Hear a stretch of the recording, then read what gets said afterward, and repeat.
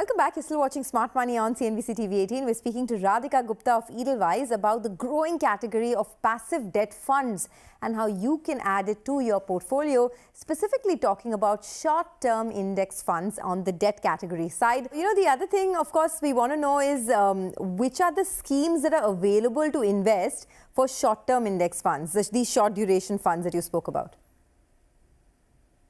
So this one is the first one in the market, this Edelweiss, and it's got a very long name, but the Edelweiss GSEC Short Duration Fund is the first one in the market.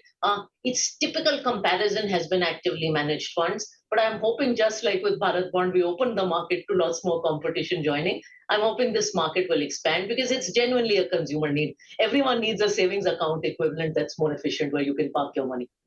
Okay, but at a time like this, right, Radhika, of course, you've tracked both equities and debt very closely, fixed income very closely. How do you feel the asset allocation strategy should change for the full year? I mean, equities looks like it's going to be a very frustrating and painful period this year, may not give people too many returns. There may be a time-wise correction as well amidst this whole global uncertainty. At such a time, do you raise your allocation to debt? If yes, how do you construct your portfolio? I've always been a very multi-asset investor. I've been a firm believer in asset allocations, even in the equity heydays. And, years like this, I think, justify that belief. When we see equities, while we are constructive from a 3-year point of view, we do know that the next 1 year is going to be volatile time. In fact, our equity theme is recessionary conditions before returns. So I think debt is a core part of the portfolio. Now, as far as debt portfolio construction, I have a very simple rule.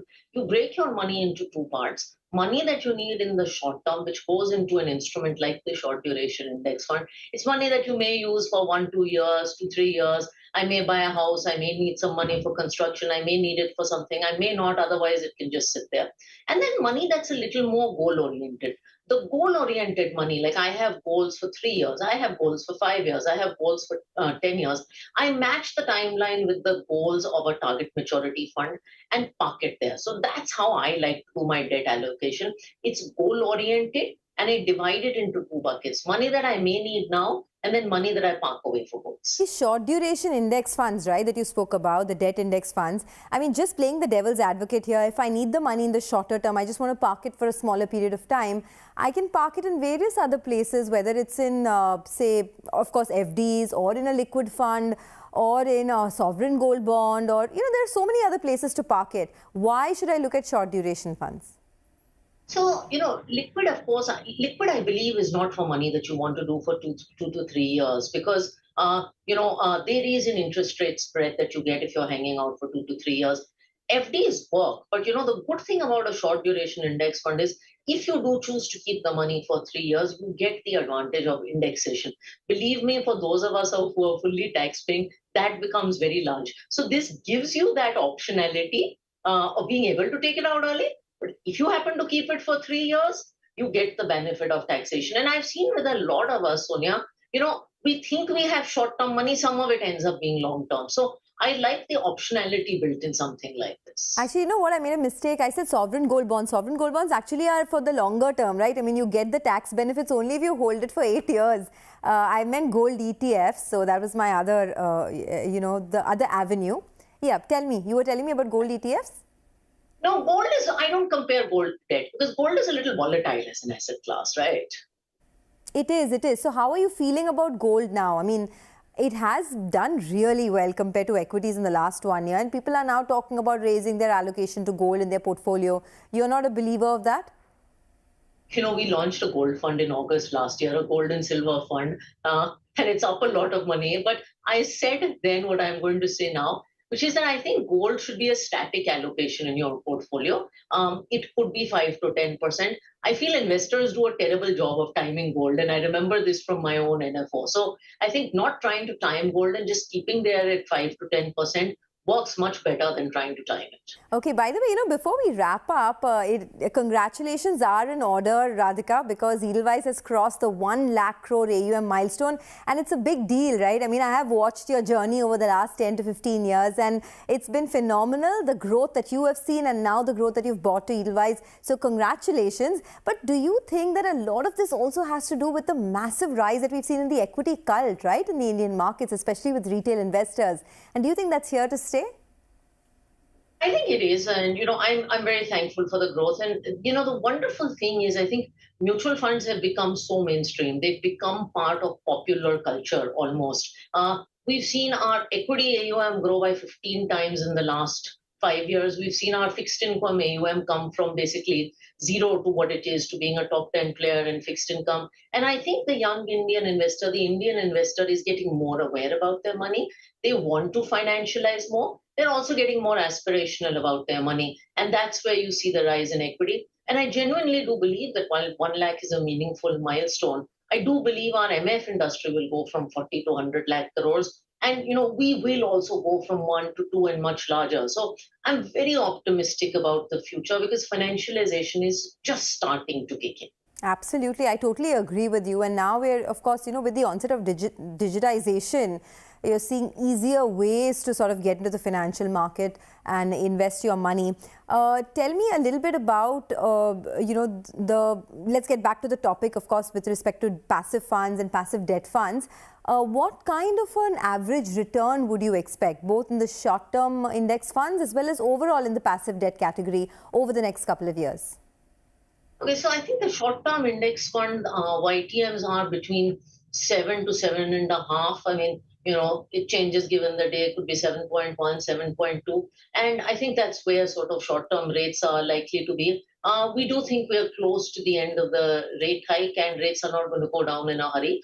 So perhaps the timing of this one is also good.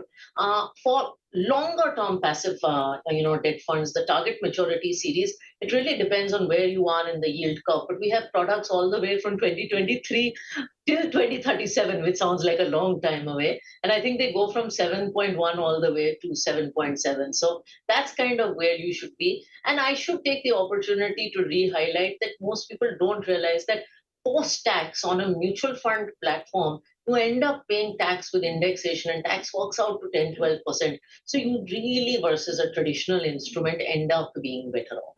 So with this passive debt category picking up in India over the last 2 to 3 years, Radhika, do you see investors hunting for diversified products? Do you see that switch from equities to fixed income or to debt increase? Or is it largely still skewed towards equities?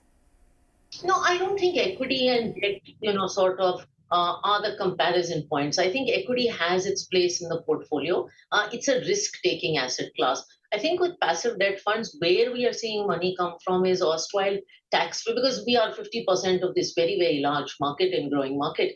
We see money come from tax-free bond investors. We see money come from fully taxable FD investors who now want to enjoy the predictability with much lower taxation. So we see it come from these categories. We see many first-time fixed income MF investors come in because of target maturity funds, because finally they've found a product that's safe, that's predictable, that's low cost. So debt and equity, I've always believed, are different parts of the asset allocation.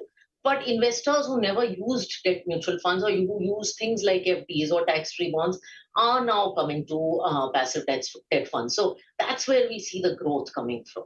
Okay, I'm sure there's a big party happening at Edelweiss now with the 1 lakh crore AUM milestone getting hit. So are we looking at the IPO coming anytime soon?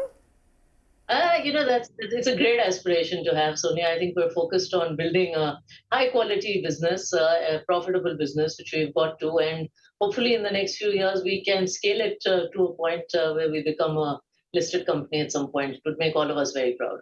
Okay, Radhika, it's always a pleasure speaking with you. Get to learn so much from you. Thanks a lot for joining in. Just one last question before we let you go, because the topic of this week, or the topic of the last many weeks, has been what's happening with the churn in the market with respect to different sectors, right? There are new age tech companies that are coming back. There was this whole Adani Group fiasco. Consumption is slowing down in a big way, and a lot of foreign investors are talking about it as well. What are the themes that you like now? Not just at Edelweiss, but personally as well. What are the sectoral themes that you like? I We think this is a decade of India, India manufacturing, beneficiaries of PLI. So the themes that are sort of in our portfolio are long domestic India. So it is industrials, it is capital goods, it is beneficiaries of a pickup in private capex, PLI, indigenization of defense. And I think the second theme that goes hand in hand with this is financials, especially lending financials, because they benefit from this stage and this uptick in the economy. So we really believe it's going to be, a very special decade for these themes, and that's what we're overweight on. That's my personal view as well. And things that we're underweight on are typically things that tend to be more export oriented because global conditions this time are more challenged versus domestic conditions. All right, Radhika Gupta, always a pleasure speaking with you. And once again, congratulations to you and to the entire team at Edelweiss for achieving this 1 lakh crore milestone in the AUM. So thanks a lot for joining in and all the best for the future. Thank you, Sonia. Okay, with that, folks, it's a wrap on this edition of Smart Money. As always, keep writing to us. Thanks for watching.